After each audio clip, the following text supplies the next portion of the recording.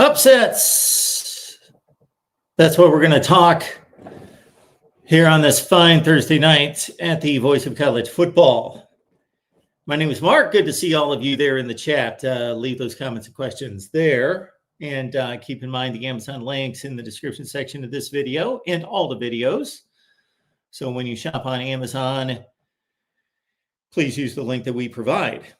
I did a little research, so I've basically done no preparation for this show week after week after week after week after month after month after month after month after, of course, pouring my heart and soul into this. So we're just winging it these days with other priorities in other industries and other areas of life. But we still are here with you every night. And without upsets, what would the season be? We would be able to just mark them all down, chalk up the wins for the particular teams, and then we could just make our way to the national championship game in our minds, write it down, say, there it is, and why play the games? But we will have upsets, no doubt about that. Consider this.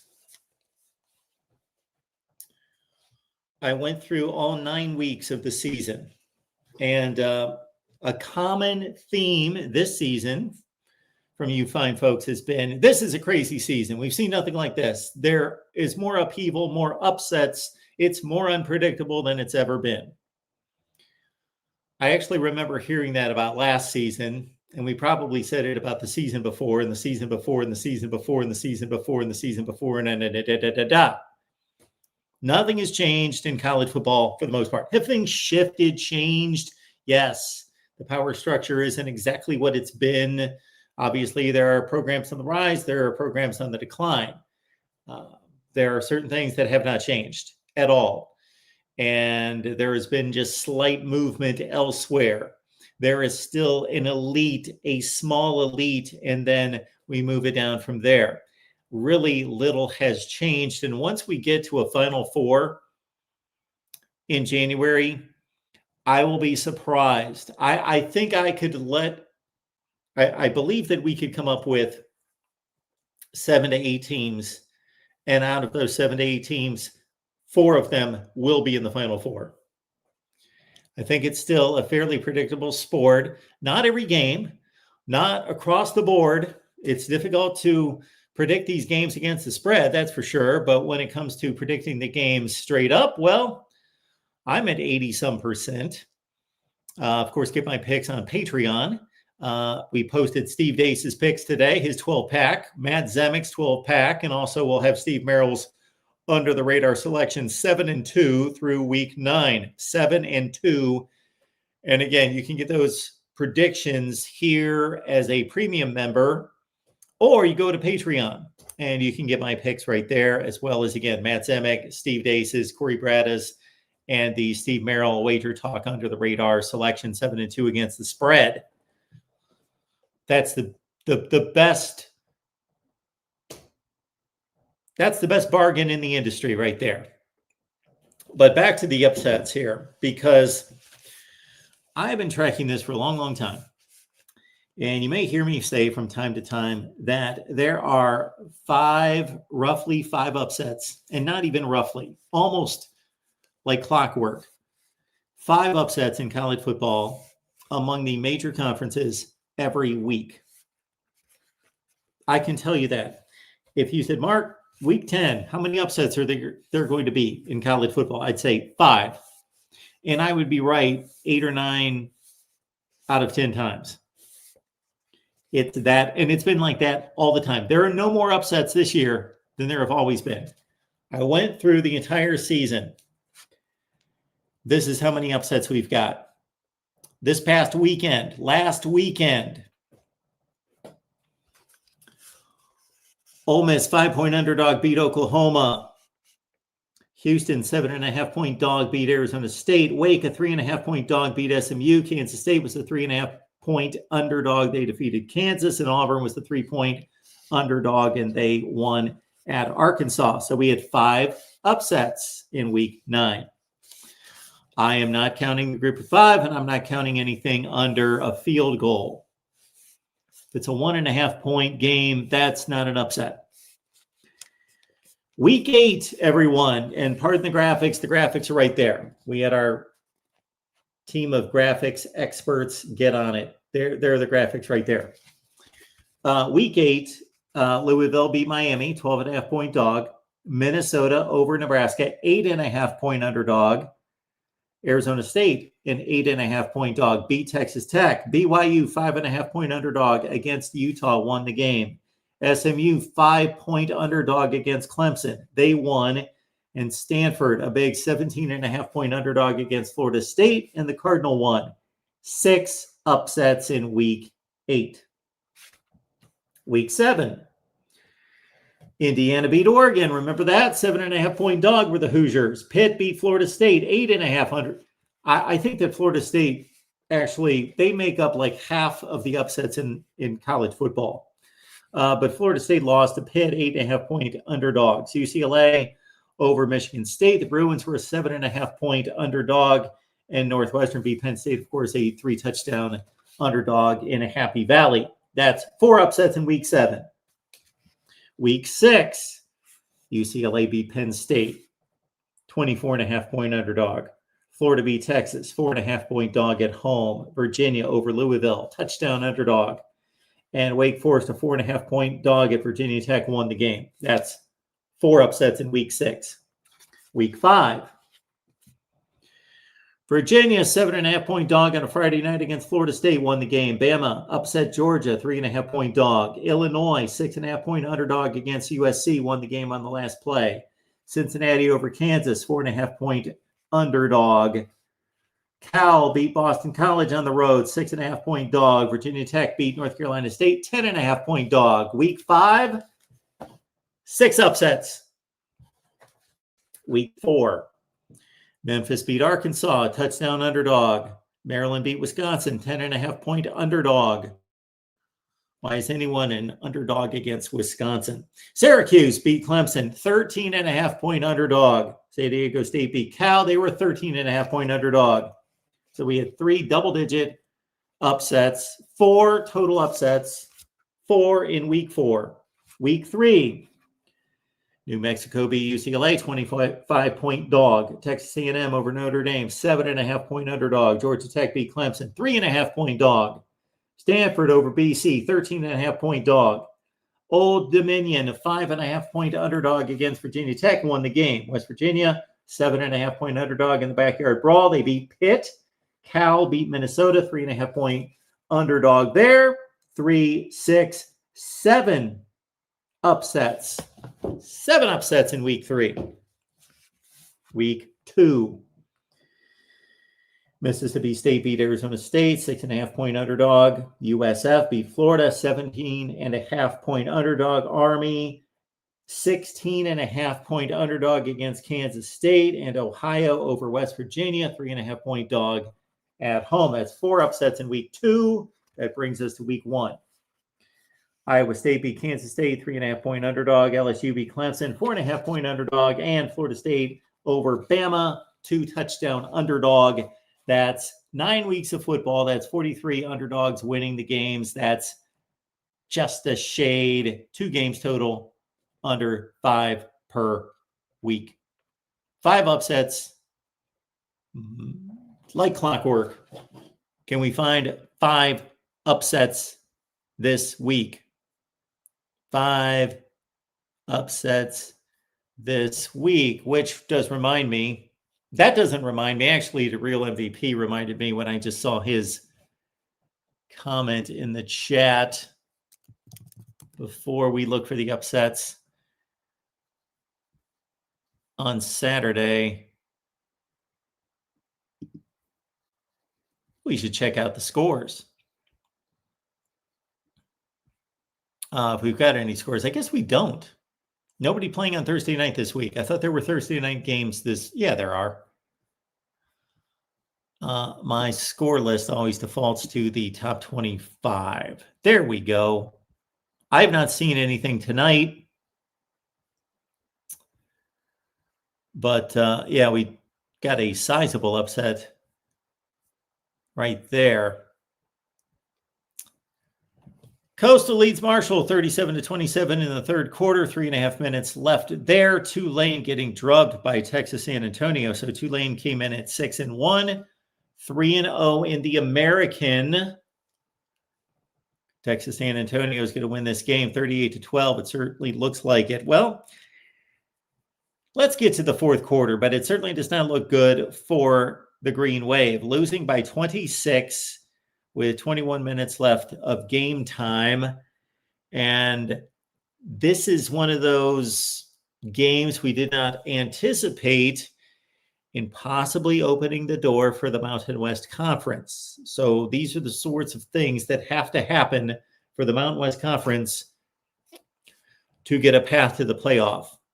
They need Tulane to lose this game, and then Tulane to win the rest of the games. Tulane to then go on a hot streak and win games.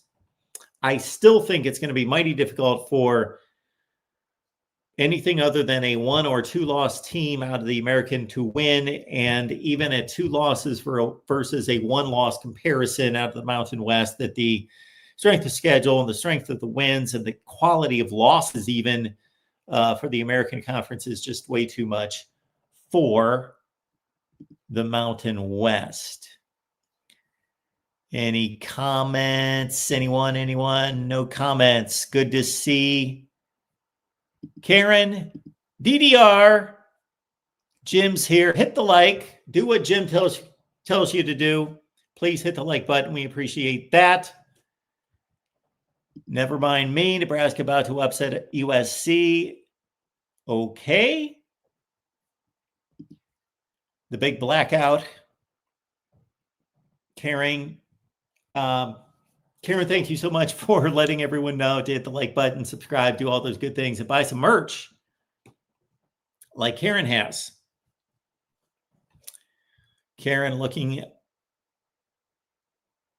good, looking fine in her Colorado Buffs hat, Voice of College Football Colorado hat, and sweatshirt. Doc P. Nebraska going to get bent over. USC wins by 20. Rob's here.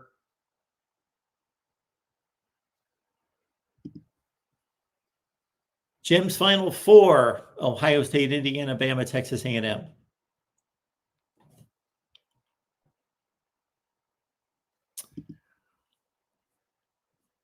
Never mind me. Mark, you would be right because you're the effing man who knows college football. Well, I do appreciate that, which may lead me to something that Joel Klatt posted earlier this week. Yeah, Florida State's been all over the upsets over the past 2 seasons. So Florida State upsets Bama in week 1 as a 2-touchdown underdog. Florida State loses to Virginia as a touchdown plus favorite. And of course, against Pitt, and then against Stanford. And so Florida State basically has been, after week 1 in that big upset against Bama, has been an underdog against Miami. So Florida State is now 3-4 based on Vegas and their approach to the game and their evaluation of these games. Florida State should be 5-2. They should have lost to Bama and Miami, but they've been a favorite in every other game. They played 2 complete layups in the other 2 non-conference games. Maybe the other 3. They played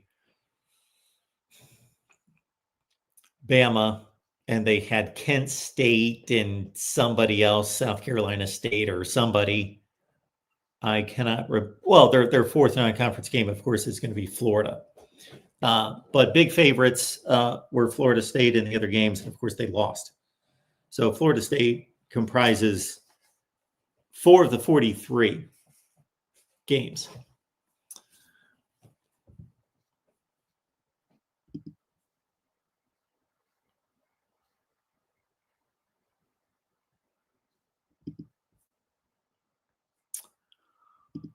Jim has gifted 10 memberships to the main channel here at the Voice of College Football. Appreciate that. Thank you so much for that. Jim, Mark, do you think the Texas -3.5 is going to happen? Well, of course, I can't divulge my official pick because I don't have one yet. Texas, I think that point spread has risen. Of course, they're at home against Vanderbilt. I believe it was 1.5 at one point. It goes to 3.5.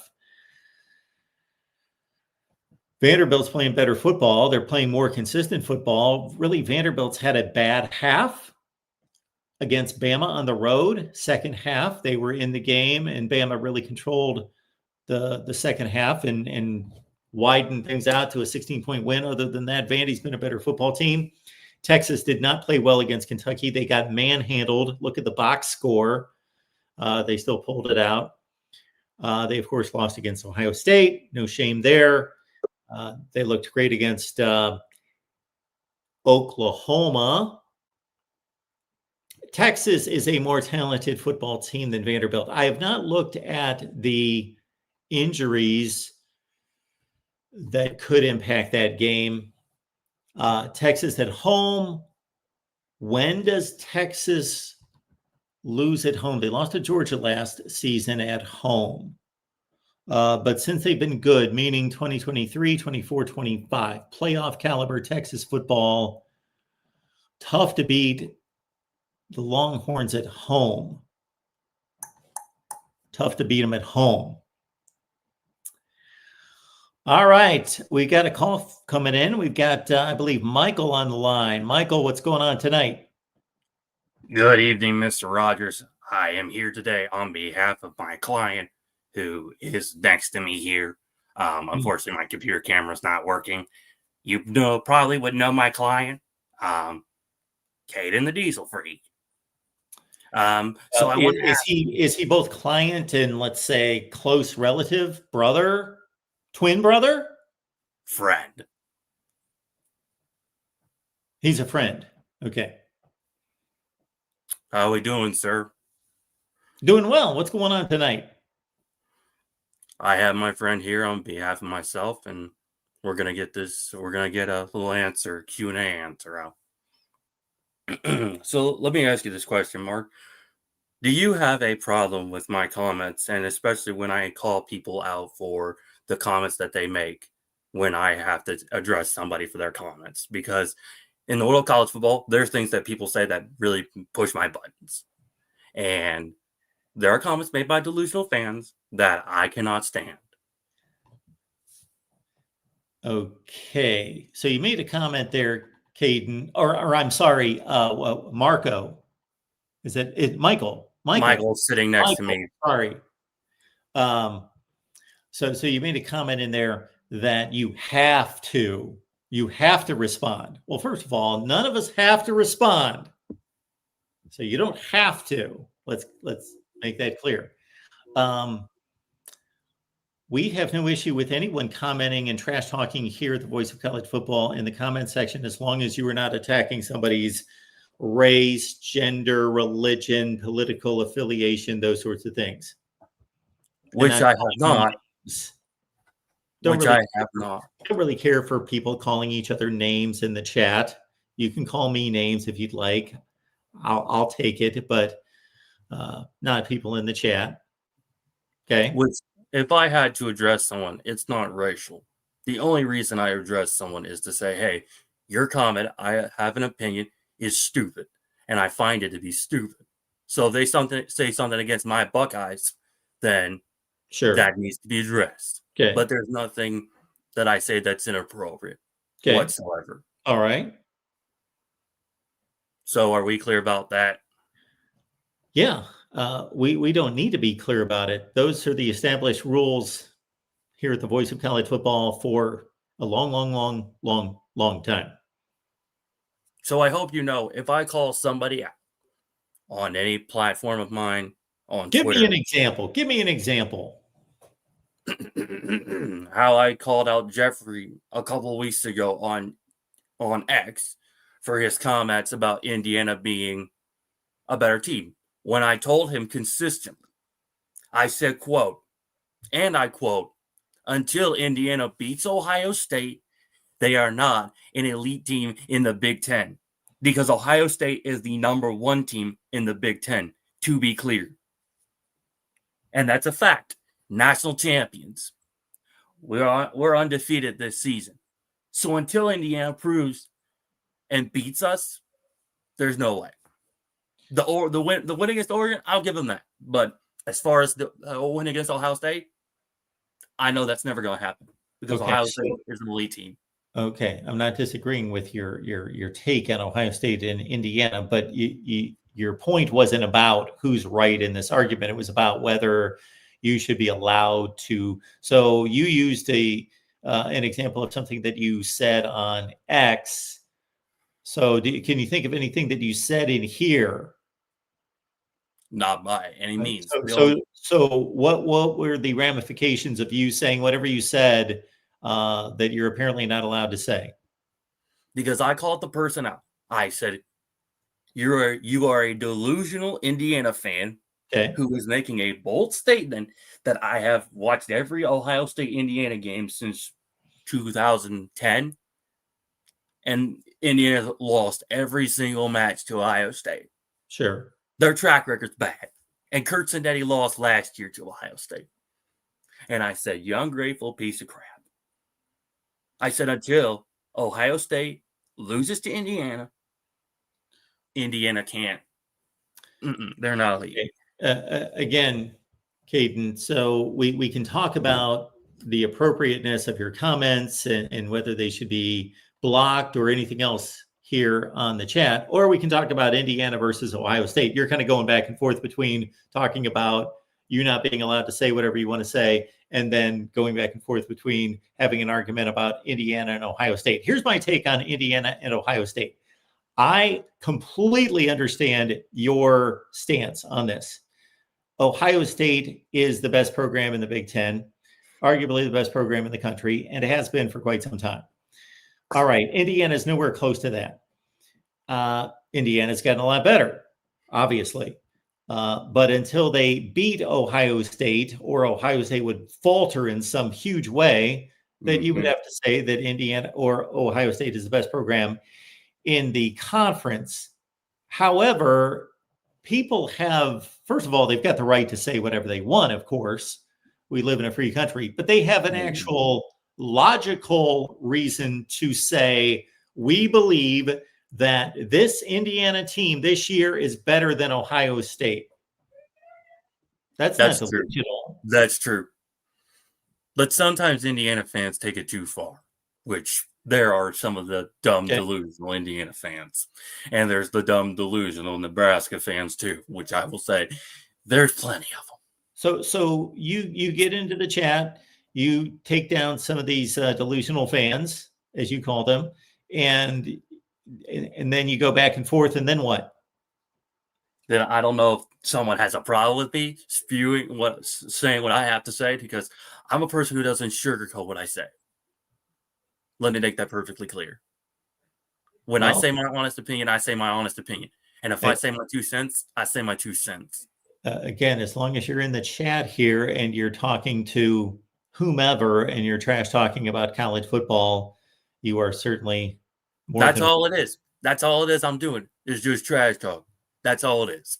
There ain't nothing else to me except I'm letting other fans know that if they're talking this much trash about saying they have a 1% chance, more like a negative 0.06% chance of beating Ohio State. Because let me make this math out of it. So 50% of Indiana fans are delusional and 50% of Nebraska fans are stupid. You take both of those Indiana fans and Nebraska fans, you add them up 100% delusional and stupid. And then you take Ohio State fans, that's about 200% of this country.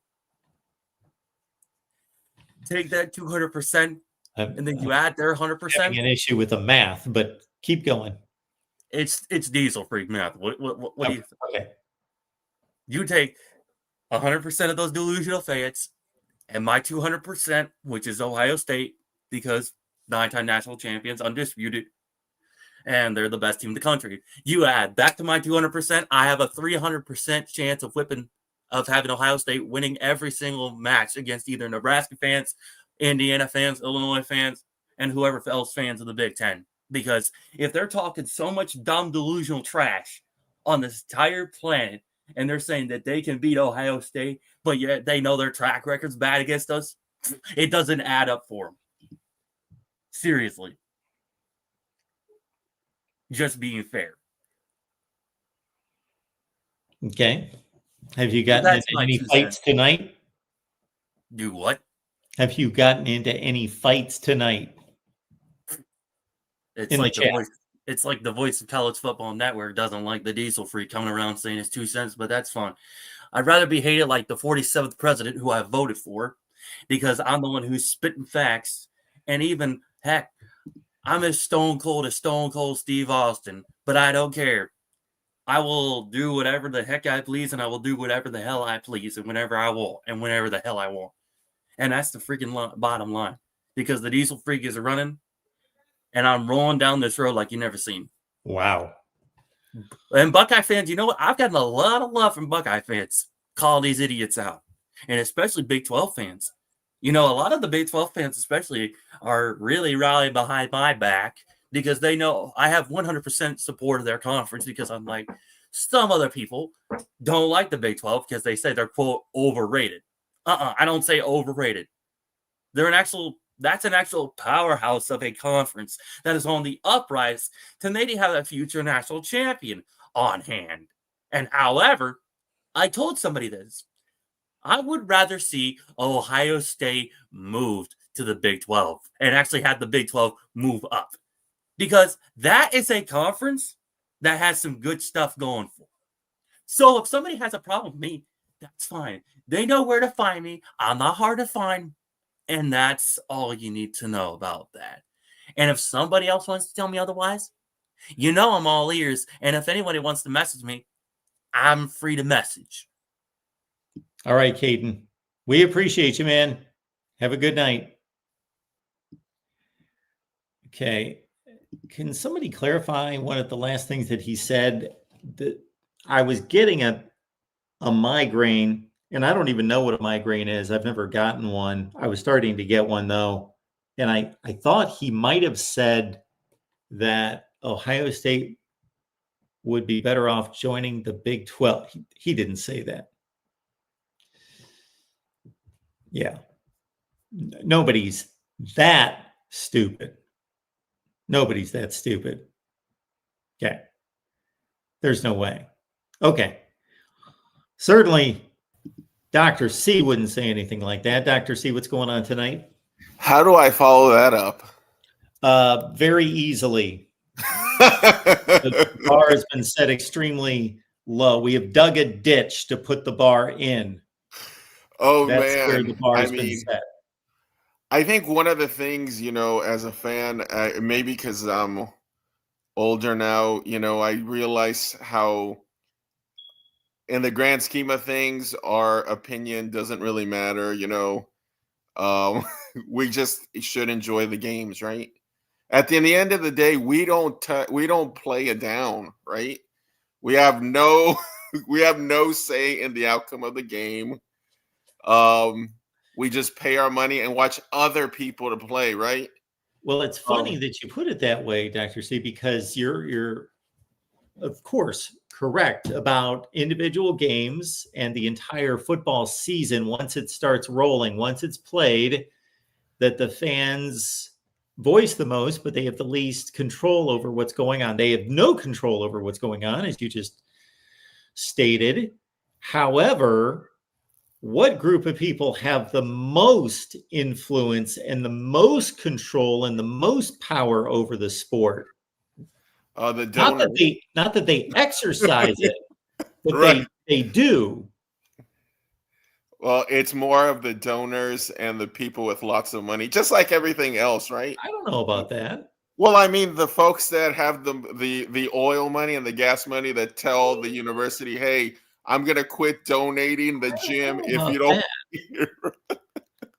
No, my point is that everyone in this chat and the person I'm talking to, all of you have more power than anyone. However, obviously, the difficulty is nobody's I going forgot to to mention ESPN and the networks. nobody's going to organize some type of revolt. So it would be nearly impossible to get everybody on the same page and pulling in the same direction. But if the entire college football nation said, enough of whatever they were sick of, if everyone agreed we're sick of whatever realignment, you just don't Right. show up at the games, you don't watch them on TV, you shut the whole thing down. It can be done. But I feel like people forget too quickly. This guy that just called, right? This is I guarantee you that guy watches wrestling, right? And I grew up watching wrestling, and what they do is they'd have a story, and then like 2 weeks later, now all of a sudden the bad guy's a good guy. We've forgotten all the terrible things that he's done. Now we love him, and then 2 weeks later we hate him. It's people have such recency bias. Everyone getting together for a cause and saying, no, we want conferences that make sense.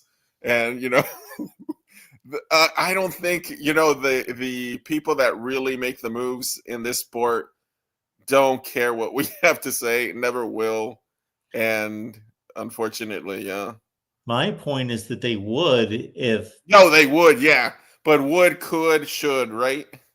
So but it won't and never will.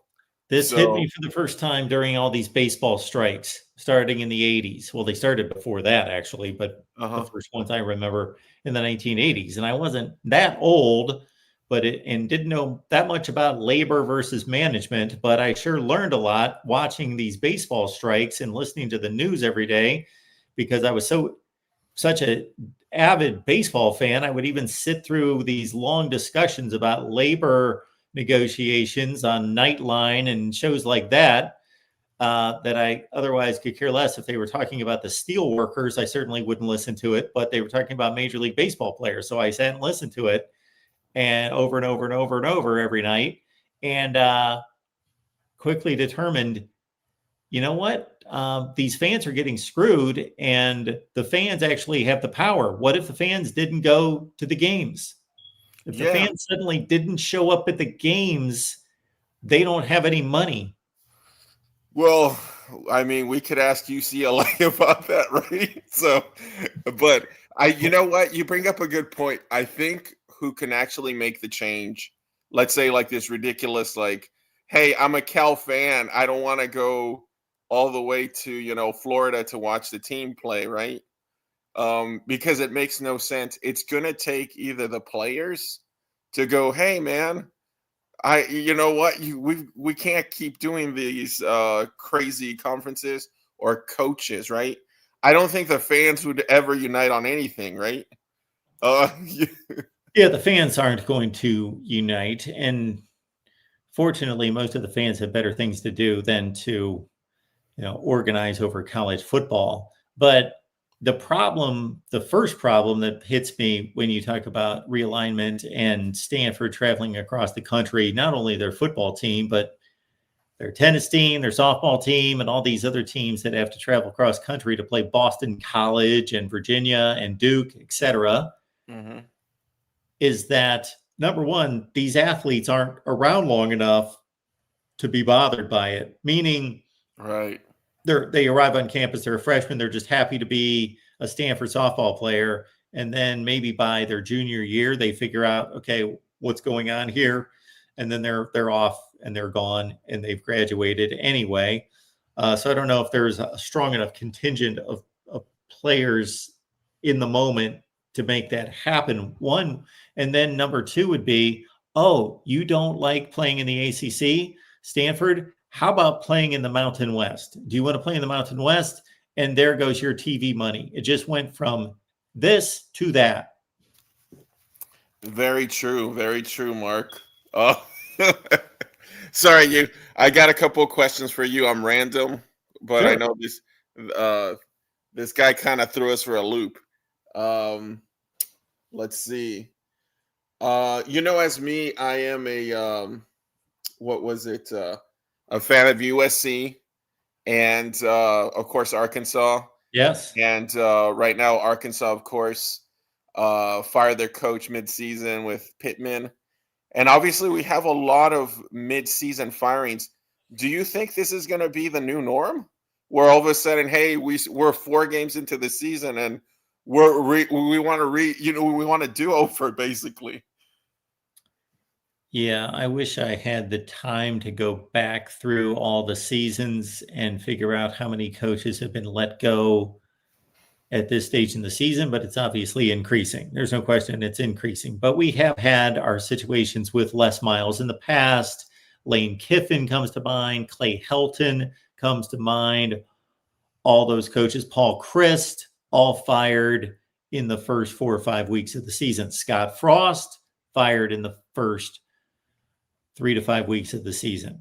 So it has happened in the past, but not to this degree, because money has never driven the sport as much as it does now. And these schools need more money. They're making more money, but they also need more money to operate these programs, because they're paying these players, and suddenly $20.5 million out of their revenue each season has to go to these football players. Well, most of it goes to the football players, but goes to the athletes on campus. So, and these coaches have never made this much money, and there's never been this much competition for talent and having money to pay for the talent. So that's an issue. If your coach is not getting the job done and your boosters aren't happy, then they're not going to give you as much money, and therefore you can't field a team that's as good as you want to. Yeah. Do you anticipate some schools going broke, where like they cannot afford the team? Well, no, I don't anticipate that. No, No. because I feel like that we're talking about all these we're paying all these players all this money. Then the other sports are going to want money. You Well, don't anticipate something like no, I don't anticipate that, because that figure of $20.5 million that is primarily going to go to football, 70 to 85% of it's going to go to football for each university.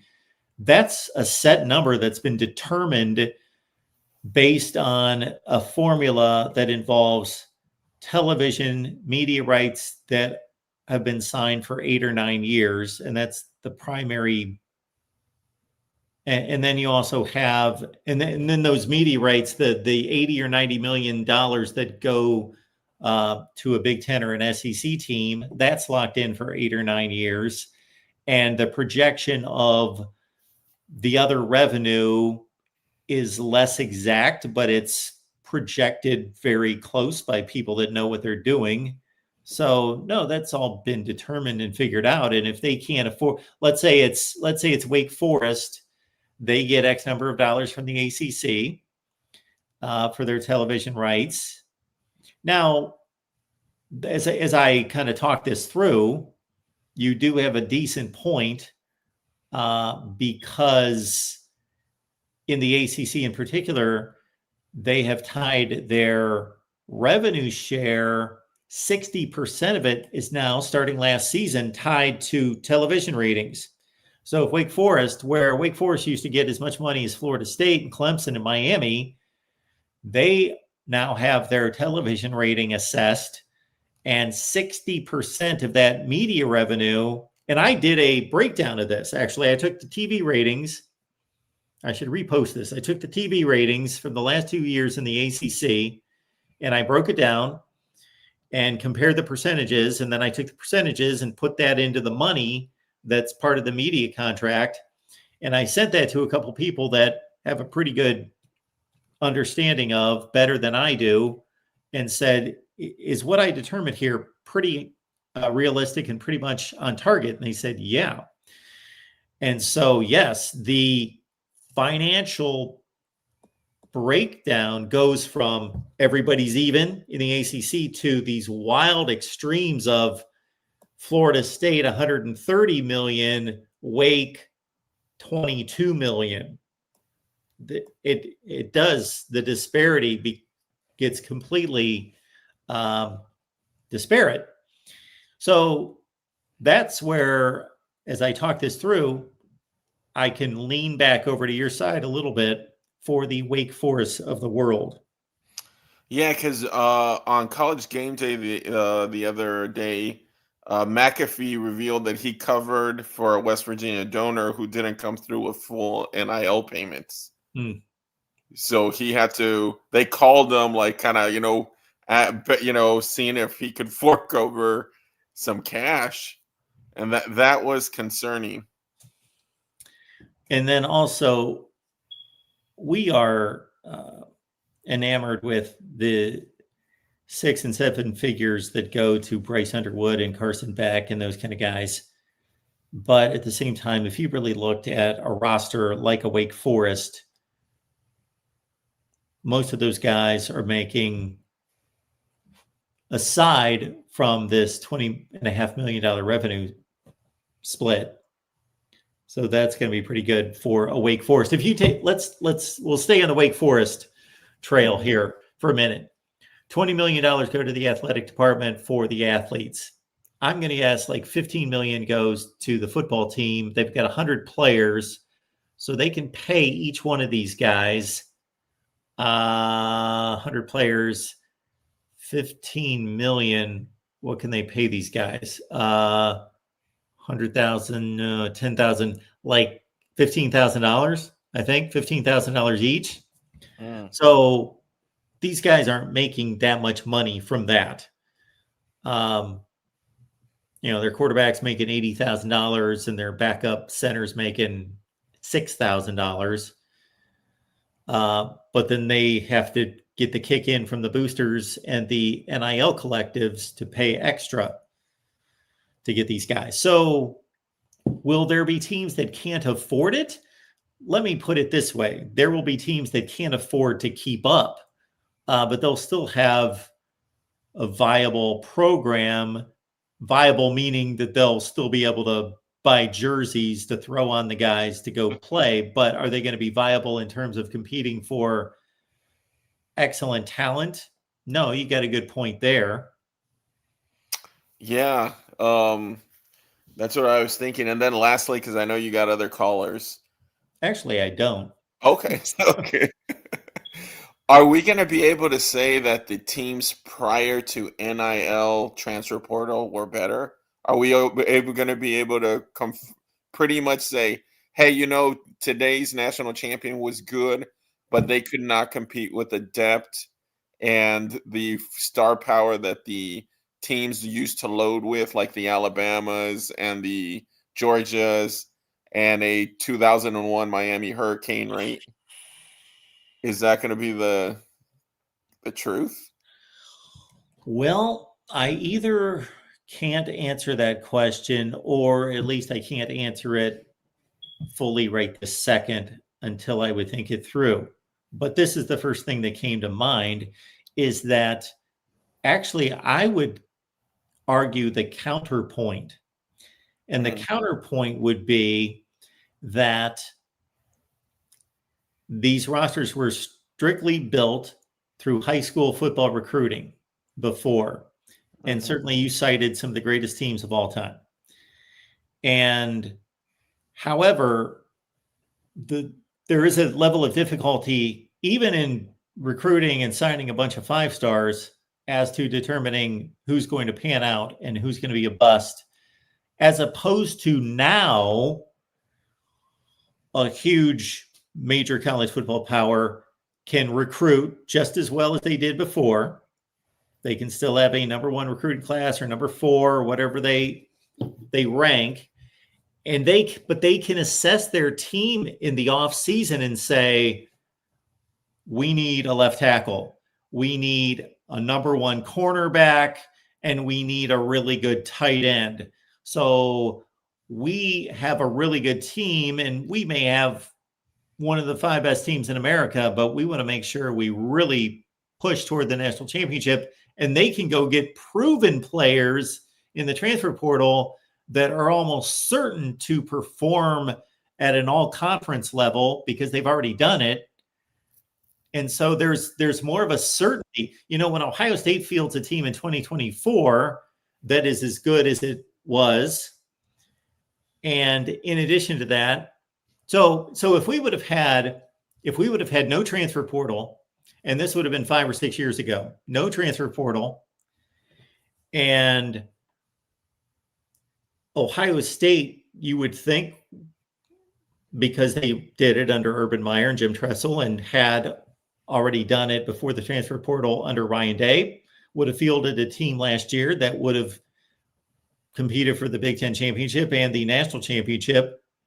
However, they were able to assess their team and say, we're going to get one of the best centers in the country from Alabama.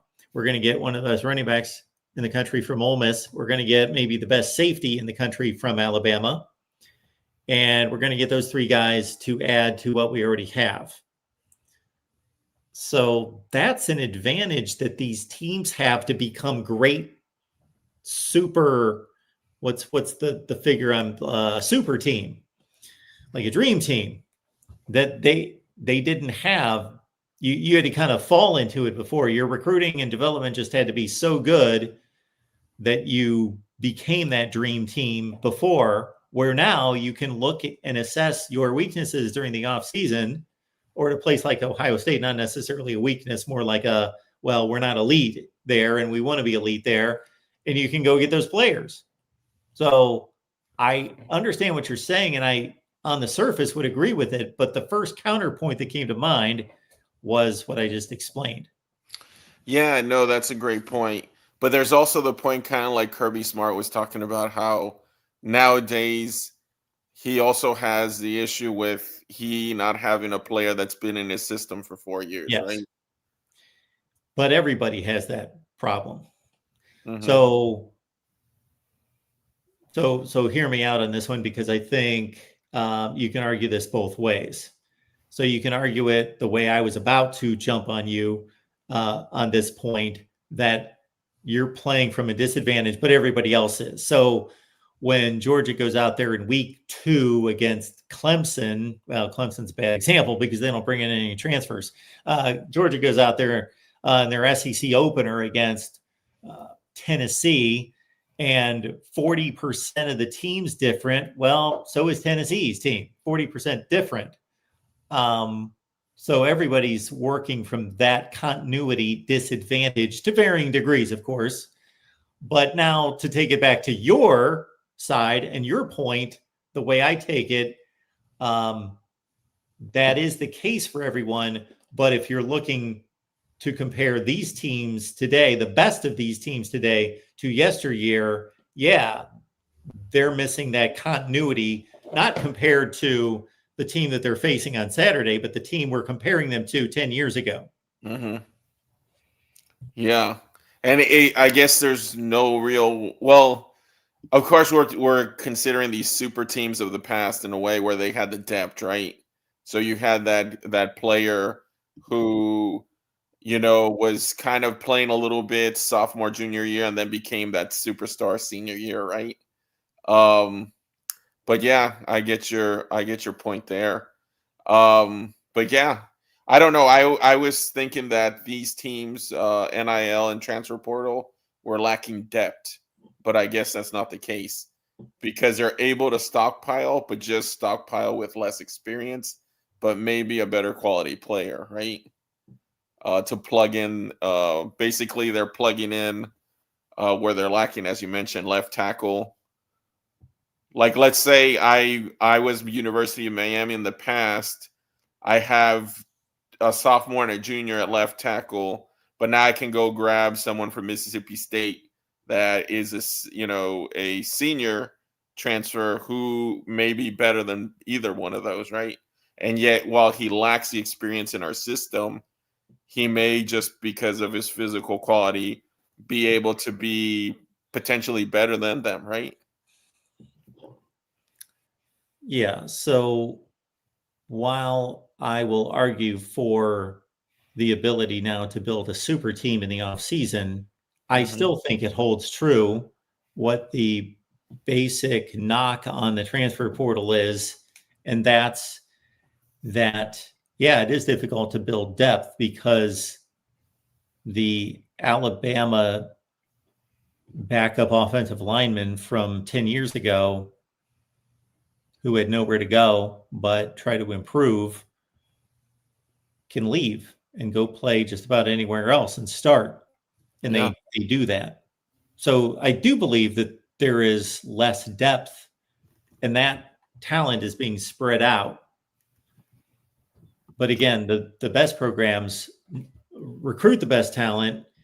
And if they're smart and evaluating it correctly, they're starting those guys and giving them preference. So the second and third tier guys who are really good at Ohio State and Georgia and could become superstars elsewhere, Jamison Williams, they're there. But if Ohio State, Georgia, et cetera, at the top are evaluating correctly, they are still keeping the best, but they're just not keeping the best and the second best and the third best.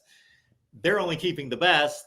And obviously, we're speaking in generalities. There are guys that hang around and will slug it out for 3 years at a place like that and be a backup.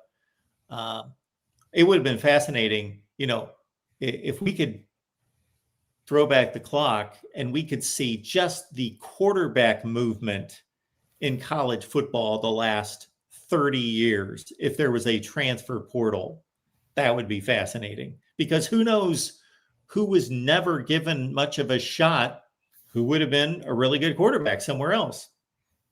Well, yeah, I mean, we're looking at Indiana, for example, right? They pretty much grabbed JMU and then a bunch of, non-power conference players, and have shown that these players can compete, right?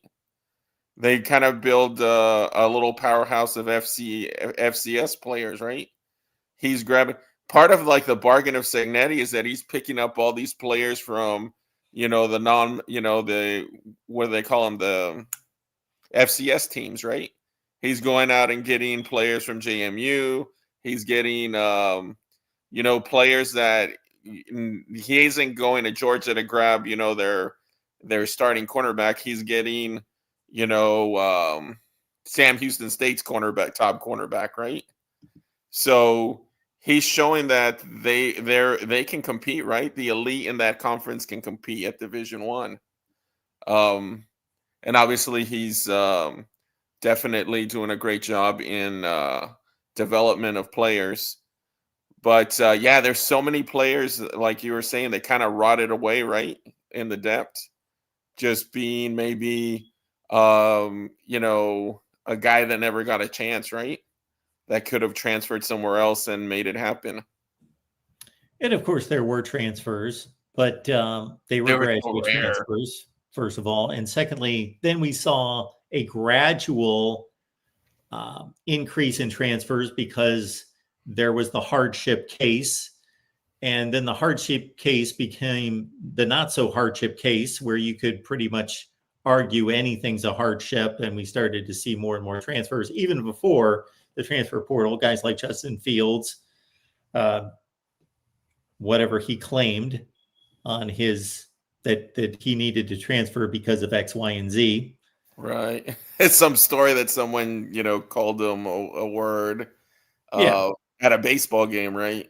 Which could not be true. Yeah. And people came, and I'm sure many of these situations were legit, but there became a lot of illnesses in families and so forth, where I've got to be closer to home or closer to this person or something. Is it making the college football obviously more competitive, right? Now that we're spreading around some of this talent. Is it? That's what everybody keeps telling me, but I'm not seeing it. You're not seeing like the upsets and no. Did you see the first 3 minutes of the show? No, I did not catch those. Dr. C, I went through every upset this season. I wrote down every upset. I've been saying this for years. I don't know if you've heard me say this, but I've been going at this at this particular little project for 10 years. And I've come to the conclusion, it's been proven, there are almost like clockwork 5 upsets in the power conferences every week. 5 upsets. It's almost exact every week. Well, it was like that in 2015. And this year, 4.9 upsets per week in the power conferences. No more than there ever have been. Huh. So, yeah, I guess, one of the things, not necessarily related, but the playoff gives people hope, right? Your team could still be in it, right? That's what has changed. The perception of how crazy it is because of how many spots are open. If we had a 4-team playoff right now, let's suddenly snap our fingers. We've got a 4-team playoff. All right, all these teams we're talking about in the Big Ten, Illinois and USC and Michigan, forget it. You're done. You're not. Yeah. It's Indiana, Ohio State, and Oregon. Those are the only 3 teams that can make the playoff out of the Big Ten. All this craziness in the Big 12, well, it would just be whoever wins the Big 12 championship might make the playoff. Maybe they won't because there's only 4 spots and there's 4 conferences, but the Big 10 and the SEC will probably get actually the Big 12 and the ACC champions, unless they went undefeated, would probably not in these expanded SEC and Big 10 with all these huge brands. Probably wouldn't get in unless their team was 12-1. And look at that SEC mess and how many teams could make the playoff. Well, we wouldn't be talking about all these teams that could make the playoffs. And is that good for the sport? I think it is. Oh, I think it is too. Yeah. I said this to Steve Dace on Tuesday during the Michigan podcast when he made a comment about this ridiculous conference, meaning the Big Ten's too big and there's too many teams, and why is Washington playing Rutgers and that sort of thing. And I get that point because the numbers, I don't like the way the numbers work out, that the schedules are too different. There are too many very weak schedules and very strong schedules, and that's no way to compare teams, and that's no way to try to determine a conference championship when Wisconsin plays a remarkably difficult schedule and Nebraska plays an easy schedule. That shouldn't be in the same conference, but that's the byproduct of having too many teams in a conference. And instead of the good old days in the Big Ten where they played 9 conference games and you played everyone, so everyone had the same exact schedule, you don't have that anymore.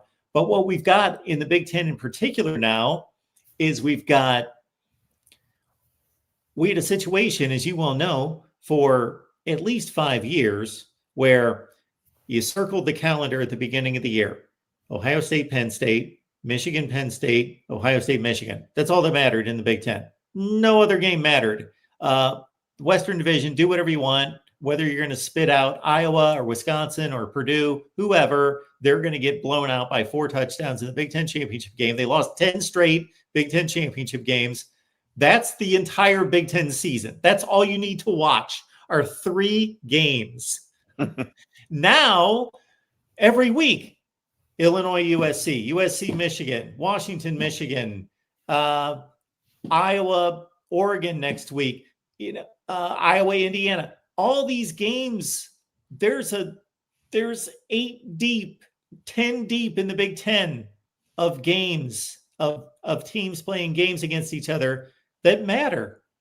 USC, Nebraska matters this week. In a 14 playoff, doesn't matter. Yeah, no, definitely. I think the guys from the Michigan channel were saying that if they win out, they're in the Big Ten championship, right? If they win these next games that they have after. I certainly think they are, and they're probably right. I'm not saying that they're not right. I don't think it's as much of a slam dunk as it may appear to be. If the playoff had been implemented 20 years ago, you think you would have enjoyed football as much, college football, or do you think you would have liked the way things were with the 2 teams? Well, I never liked the BCS. I never thought it was fair. Never thought it was effective. It's not effective. It doesn't work. That's why I wrote this. Mm-hmm. I'd like to write more. I will tear the BCS to shreds. It's just, it was not effective. And so many times did not have, there were so many teams. My issue with the BCS is not the actual BCS formula. It's the selection of 2 teams. And so every year, other than 2 years out of 13, you can make an argument of teams being left out that had just as strong of a resume. That was the issue with the BCS. Would I have enjoyed college football just as much 20 years ago with a 12-team playoff? Mm-hmm. Well, first of all, I enjoyed college football a lot more 20 years ago, period. So I'm sure I would have. I wrote a term paper when I was 16 years old about a 16-team playoff. So I didn't hear anybody talking about college football playoffs, but I wrote a mini book about a 16-team playoff back in 1984. What you get on? What kind of grade did you get? I don't remember. Not that I didn't have my share of C's in subjects like science, but when it came to English, I was pretty good. So it was probably an A. I usually got A's on my papers. So when it came to that, I also wrote like a preseason about the same time, 1984, 1985 NFL preview that was like, 10,000 words. That's what I did. And the teacher wrote "Keep Dreaming, Kid" on your paper, right? Something like that about that playoff.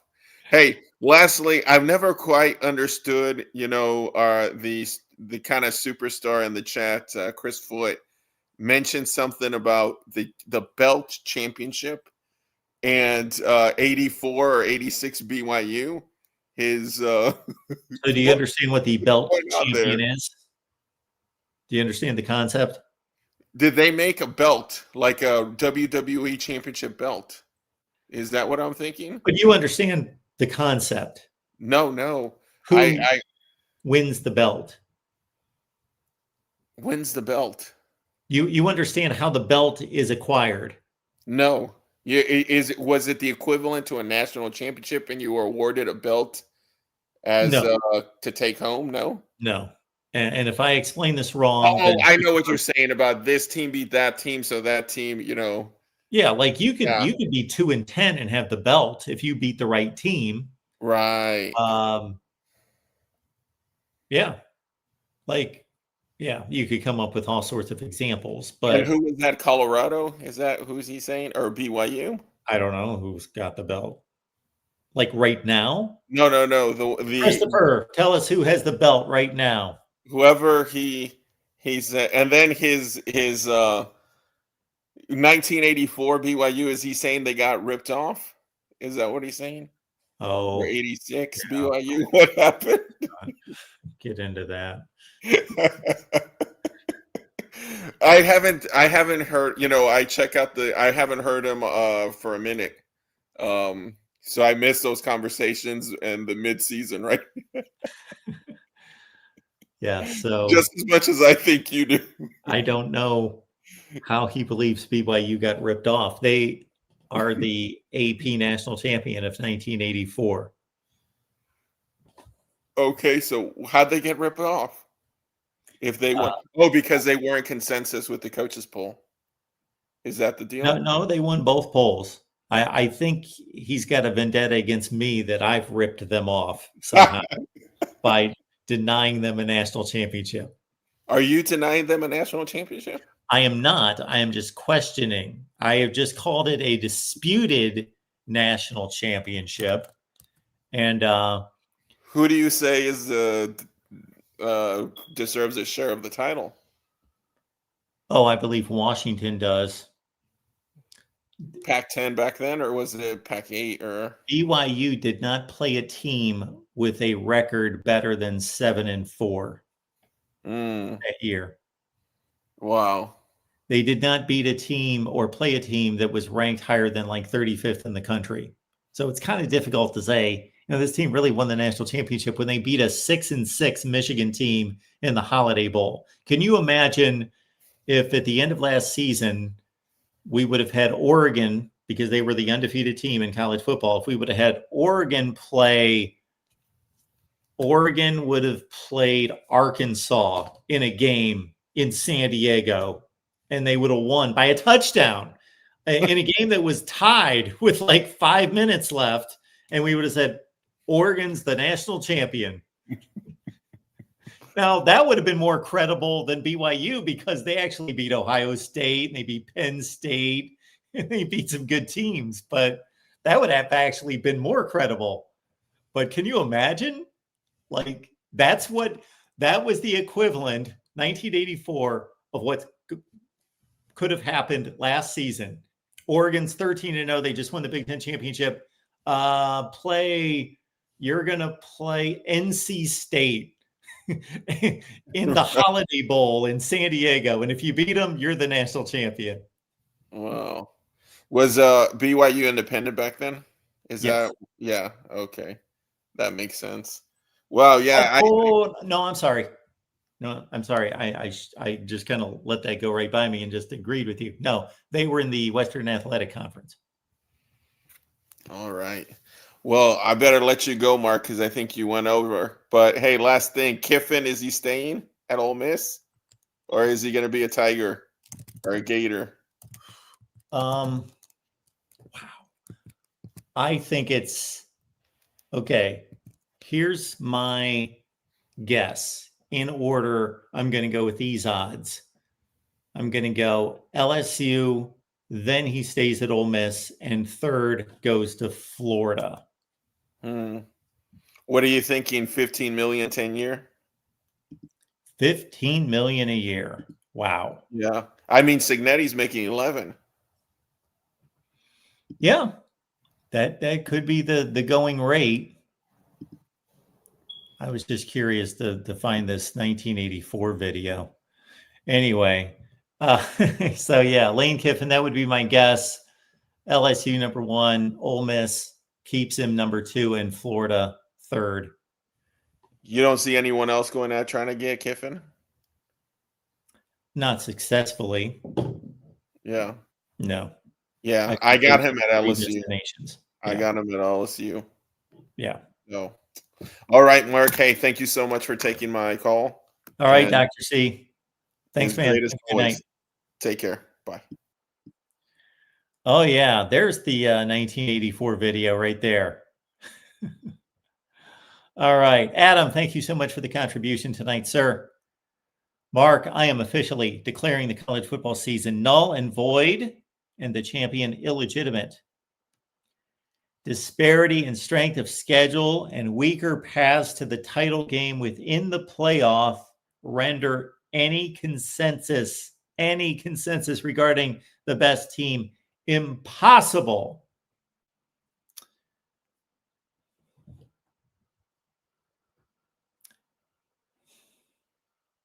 Okay. I'm not going to try to dispute that. I was going to give some level of, let me explain it this way without getting into too many details. Adam, you don't see a reasonable situation where we can reasonably arrive at the 12 quote unquote best teams in the country, and maybe they're not perfectly the 12 that you would have chosen or somebody else would have chosen, but we're only off by 1 or 2. There's 1 or 2 in question. The other 10, just about all of college football nation, anybody that knows the sport, follows the sport, is locked in, agree on the 10 of 12, and they play a tournament. And even you agree that they got it right with those 10, and those 2, well, they're obviously the last 2.